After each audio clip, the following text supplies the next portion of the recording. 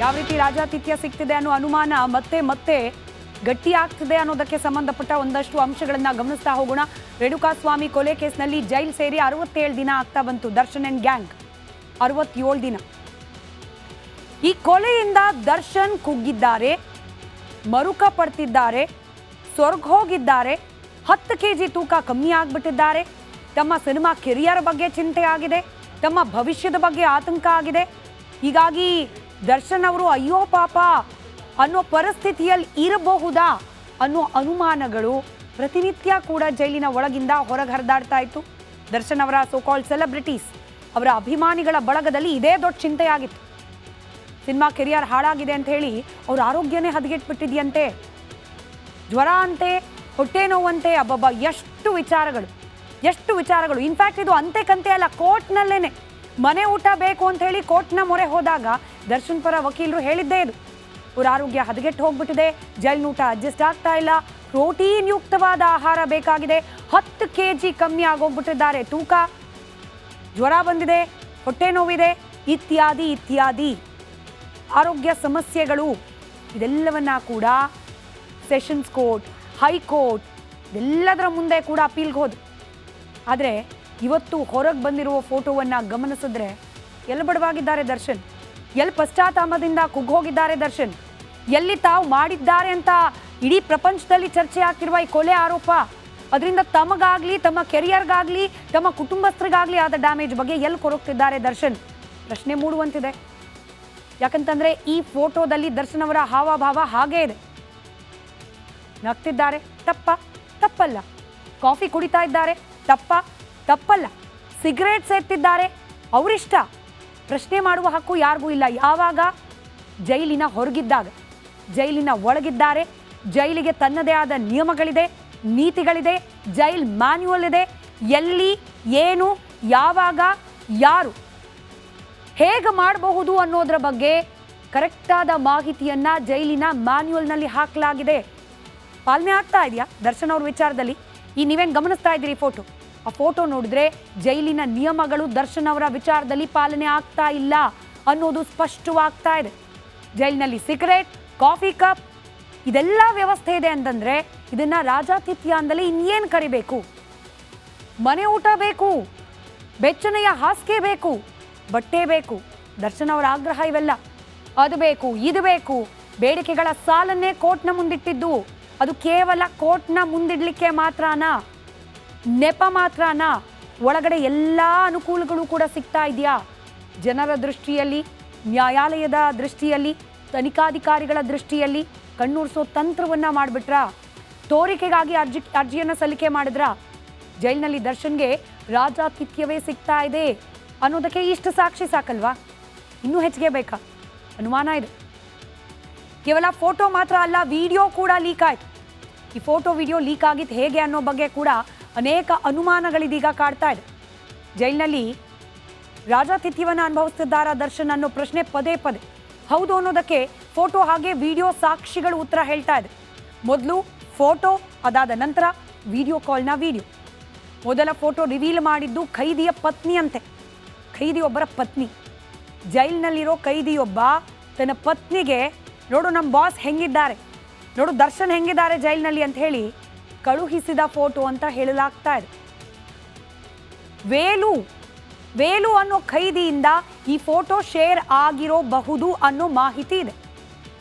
ತನಿಖೆ ಮಾಡ್ಬೇಕು, ತನಿಖೆಗೆ ಆದೇಶ ಕೂಡ ಕೊಡಲಾಗಿದೆ ಈಗ ಆಲ್ರೆಡಿ. ನಟೋರಿಯಸ್ ರೌಡಿ ಜೊತೆ ಸಿಗರೇಟ್ ಸೇರ್ತಾ ಇದ್ದಾರೆ ದರ್ಶನ್. ನಾಗ, ವಿಲ್ಸನ್ ಗಾರ್ಡನ್ ನಾಗ. ಇನ್ನು ಫೋಟೋ ಬಳಿಕ ದರ್ಶನ್ ವಿಡಿಯೋ ಕಾಲ್ ಕೂಡ ಹೊರಬಂದಿದೆ. ಈಗ ದರ್ಶನ್ ವಿಡಿಯೋ ಕಾಲ್ ಅನ್ನ ಸ್ಟೇಟಸ್ ಹಾಕೊಂಡಿದ್ರಂತೆ. ರೆಡ್ಡಿ ಅನ್ನುವವರಿಗೆ ವಿಡಿಯೋ ಕಾಲ್ ಮಾಡಿದ್ದಾರೆ ದರ್ಶನ್, ಮಾತನಾಡಿದ್ದಾರೆ. ಹೆಂಗಿದ್ಯಾ ಚಿನ್ನ, ಅವರ ರೆಗ್ಯುಲರ್ ಸ್ಟೈಲ್, ಚಿನ್ನ ಅಂತ ಮಾತನಾಡಿಸೋದು, ಹಾಗೆ ಮಾತನಾಡಿಸಿದ್ದಾರೆ ರೆಡ್ಡಿ ಅವರಿಗೆ. ಒಟ್ಟು 3 ಜನ ವಿಡಿಯೋ ಕಾಲ್ನಲ್ಲಿ ಕಾಣಿಸ್ಕೊಂಡಿದ್ದಾರೆ ದರ್ಶನ್ ಅವರು. ದರ್ಶನ್ ಪಕ್ಕ ಇರೋ ವ್ಯಕ್ತಿ, ಆ ವ್ಯಕ್ತಿ ಯಾರು? ಸಹಕೈದಿನಾ ಅಥವಾ ಜೈಲಿನ ಸಿಬ್ಬಂದಿನ? ಪ್ರಶ್ನೆ ಇದೆ, ಉತ್ತರ ಬೇಕಾದಕ್ಕೆ. ಆಚೆ ಇರೋ ವ್ಯಕ್ತಿ ದರ್ಶನ್ ಆಪ್ತ ಅಂತ ಹೇಳಲಾಗ್ತಾ ಇದೆ. ಜೈಲಿನಲ್ಲಿರೋ ಮತ್ತೋರ್ವ ಕೈದಿ ಅಥವಾ ಅಲ್ಲಿನ ಸಿಬ್ಬಂದಿ, ಹಾಗೆ ಹೊರಗಡೆ ವ್ಯಕ್ತಿ ಜೊತೆ ದರ್ಶನ್ ಮಾತನಾಡಿದ್ದಾರೆ. ಈ ರೆಡ್ಡಿ ಯಾರು ಅನ್ನೋದ್ರ ಬಗ್ಗೆ ಇದೀಗ ಅನುಮಾನ. ಸ್ಟೇಟಸ್ ಅಲ್ಲಿ ಹಾಕೊಂಡಿರೋ ರೆಡ್ಡಿ, ವಿಡಿಯೋ ಕಾಲ್ ಅನ್ನ ಸ್ವೀಕಾರ ಮಾಡಿದ ರೆಡ್ಡಿ ಯಾರು ಅಷ್ಟು ಧೈರ್ಯವಾಗಿ ಸ್ಟೇಟಸ್ಗೆ ಹಾಕಿದ್ಯಾಕೆ? ಇದು ಧೈರ್ಯದ ಪ್ರಶ್ನೆನ ನನಗೆ ಗೊತ್ತಿಲ್ಲ. ಈ ಮಾತು ದರ್ಶನ್ ಅವರ ಕೋಟ್ಯಾಂತರ ಸಂಖ್ಯೆಯಲ್ಲವರ ಅಭಿಮಾನಿಗಳಿಗೆ ಹರ್ಟ್ ಆಗಬಹುದೇನೋ, ಆದರೆ ಇಲ್ಲಿ ಸ್ಟೇಟಸ್ ಹಾಕ್ಲಿಕ್ಕೆ ಬೇಕಾಗಿರೋ ಧೈರ್ಯ ಅಲ್ಲ, ಕಾಮನ್ ಸೆನ್ಸ್. ಜೈಲಿನಲ್ಲಿ ಕೊಲೆ ಆರೋಪಿಯಾಗಿ ಜೈಲುವಾಸ ಅನುಭವಿಸಿದ್ದಾರೆ ದರ್ಶನ್. ವಿಡಿಯೋ ಕಾಲ್ ಮಾಡಿದ್ರ ಕಾನೂನು ಬಾಹಿರ, ಅದನ್ನು ನಾನು ಸಮರ್ಥಿಸ್ಕೊಳ್ತಿಲ್ಲ. ಬಟ್ ಸ್ಟಿಲ್ ವಿಡಿಯೋ ಕಾಲ್ ಮಾಡಿದ್ರ ಮಾತನಾಡಿಸಿ ಖುಷಿ ಪಟ್ಟು ತೆಪ್ಪಗಿದ್ದಿದ್ರೆ ಬಹುಶಃ ಇವತ್ತಿದು ಸುದ್ದಿನೇ ಆಗ್ತಿರ್ಲಿಲ್ಲ. ಸ್ಟೇಟಸ್ ಅಲ್ಲಿ ಹಾಕ್ಕೊಂಡಿದ್ದಾರೆ. ಧೈರ್ಯ ಅಲ್ಲ, ಕಾಮನ್ ಸೆನ್ಸ್ನ ಕೊರತೆ. ದರ್ಶನ್ ಅವರ ಆಪ್ತ ಬಳಗಕ್ಕಿರುವ ಕಾಮನ್ ಸೆನ್ಸ್ನ ಕೊರತೆ ಎದ್ದು ಕಾಣ್ತಾ ಇದೆ. ಹಿಂಗೆ ನಾನು ಸ್ಟೇಟಸ್ ಹಾಕೊಂಡು ಶೋಕಿ ತೋರಿಸಿದ್ರೆ ಒಳಗಿರೋ ದರ್ಶನ್ಗೆ ಮತ್ತಷ್ಟು ಬಿಗಿ ಆಗತ್ತೆ ಕಾನೂನಿನ ಕ್ರಮಗಳು. ಕಾಮನ್ ಸೆನ್ಸ್ ಇಲ್ಲದೆ ಅವಿವೇಕಿಗಳ ರೀತಿಯಲ್ಲಿ ಸ್ಟೇಟಸ್ ಹಾಕ್ಕೊಂಡಿದ್ದಾರೆ. ಯಾಕೆ ಹಾಕ್ಕೊಂಡ್ರೋ, ಯಾರನ್ನು ಮೆಚ್ಚೋಕೆ ಹಾಕ್ಕೊಂಡ್ರೋ? ಈಗ ಪ್ರಶ್ನೆ ದರ್ಶನ್ ಅವರಿಗೆ, ಹಾಗೆ ದರ್ಶನ್ ಅವರಿಗೆ ವಿಡಿಯೋ ಕಾಲ್ ಮಾಡಲಿಕ್ಕೆ ಬಿಟ್ಟ ಜೈಲಿನ ಸಿಬ್ಬಂದಿಗಳಿಗೆ ಯಾವ ರೀತಿ ಕಾನೂನು ಕ್ರಮ ಆಗುತ್ತೆ ಅನ್ನೋ ಅಲ್ಲಿಗೆ ಬಂದು ನಿಂತಿದೆ. ಫೋಟೋ ವಿಡಿಯೋ ಸ್ಟೇಟಸ್ ಹಾಕೊಳ್ಳುವಷ್ಟು ಸ್ವತಂತ್ರ ಇದೆಯಾ? ಮತ್ತೆ ಕೇಳ್ತೀನಿ, ಸ್ವತಂತ್ರ ಅಲ್ಲ, ಕಾಮನ್ ಸೆನ್ಸ್ ಅಷ್ಟೂ ಇಲ್ವಾ? ಜೈಲಿನ ಸಿಬ್ಬಂದಿಗಳೇನು ಮಾಡ್ತಿದ್ದಾರೆ, ಮೇಲಾಧಿಕಾರಿಗಳೇನು ಮಾಡ್ತಿದ್ದಾರೆ? ಪ್ರಶ್ನೆ ಇದ್ದೇ ಇದೆ. ಮೊನ್ನೆಯಷ್ಟೇ CCB ರೇಡ್ ಬೇರೆ, ನೂರು ಅಧಿಕಾರಿಗಳು ರೇಡ್ ಮಾಡಿದ್ರು ಪರಪ್ಪನಾಗ್ರಹಾರ ಕಾರಾಗೃಹದ ಮೇಲೆ ಅನ್ನೋ ಸುದ್ದಿ ಬಂತು. ನಾವು ಬ್ರೇಕ್ ಮಾಡಿದ್ವಿ ರಿಪಬ್ಲಿಕ್ ಕನ್ನಡದಲ್ಲಿ. ಆದರೆ ಈ ರೇಡ್ ಆಗಿದ್ದು ನಾಟಕನ? ರೇಡ್ ಮಾಡಿದವ್ರು ಏನು ಮಾಡಿದ್ರು? ಏನು ಪರಿಶೀಲನೆ ನಡೆಸಿದ್ರು? ಜೈಲ್ ಒಳಗಡೆ ಮೊಬೈಲ್ ಇದೆ, ಮೊಬೈಲ್ನಿಂದ ವಿಡಿಯೋ ಕಾಲ್ಗಳಾಗ್ತಾ ಇದೆ, ಫೋಟೋ ಹೋಗಿ ಸ್ಟೇಟಸ್ ಆಗ್ತಾ ಇದೆ. ಇಷ್ಟೆಲ್ಲ ನಡೀತಿರ್ಬೇಕಾದ್ರೆ ಈ ರೇಡ್ ಯಾಕೆ ಮಾಡಿದ್ರು? ಯಾವ ಪುರುಷಾರ್ಥಕ್ಕೋಸ್ಕರ ಮಾಡಿದ್ರು? ತನಿಖೆಗೆ ಆದೇಶ ಮಾಡಿದ್ರೆ ಇಲ್ಲಿಗೆ ನಿಲ್ಲುತ್ತಾ ಇಂಥ ಘಟನೆಗಳು? ಹಿಂದೆ ಕೂಡ ಅನೇಕ ಘಟನೆಗಳು ಬೇರೆ ಬೇರೆ ಪ್ರಕರಣಗಳಲ್ಲಿ ನಾವು ಗಮನಿಸಿದ್ದೀವಿ.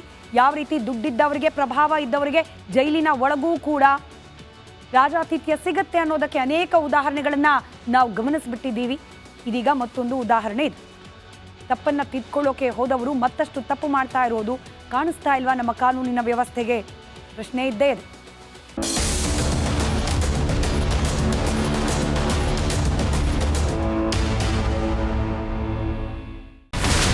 ಇಲ್ಲಿರುವಂತ ಈ ಒಂದು ಗುಡ್ಡ ಕುಸಿದ ಪರಿಣಾಮ ಯಾವ ರೀತಿಯಾಗಿತ್ತು ಅಂತಂದ್ರೆ, ಗಂಗಾವಳಿ ನದಿ ಪಕ್ಕದಲ್ಲಿರುವಂತಹ ಉಳುವರ್ ಎನ್ನುವ ಗ್ರಾಮ ಸಂಪೂರ್ಣವಾಗಿ ಇವತ್ತು ನಾಶ ಆಗಿದೆ.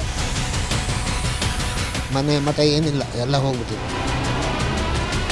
ಇವತ್ತು ರಿಪಬ್ಲಿಕ್ ಕನ್ನಡ ಮಾಡಿದಂತ ಒಂದು ವರದಿಯಿಂದಾಗಿ ಎಚ್ಚೆತ್ತುಕೊಳ್ಳುವಂತ ಕೆಲಸ ಸರ್ಕಾರ ಮಾಡಿದೆ, ಸಚಿವರು ಕೂಡ ಮಾಡಿದ್ದಾರೆ. 2 ಗಂಟೆಗೆ ಸುದ್ದಿ ಮೂಡಿಸಿದ್ದು 6 ಗಂಟೆಗೆ ಎಲ್ಲ ಸಚಿವರು ಮಿನಿಸ್ಟರ್ ಎಲ್ಲ ಬಂದು ಇಲ್ಲಿ ನೋಡೋಗಿದ್ದಾರೆ.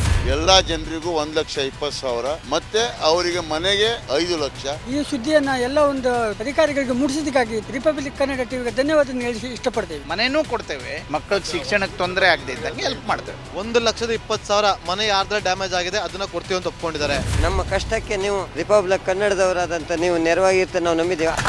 ಅವರಿಗೆ ಸೂರನ್ನ ಕಲ್ಪಿಸಿ ಕೊಡೋವರೆಗೂ ಕೂಡ ರಿಪಬ್ಲಿಕ್ ಕನ್ನಡ ಅವರಿಗೆ ಧ್ವನಿಯಾಗಿ ನಿಲ್ಲುವಂತ ಕೆಲಸವನ್ನ ಮಾಡ್ತೇವೆ.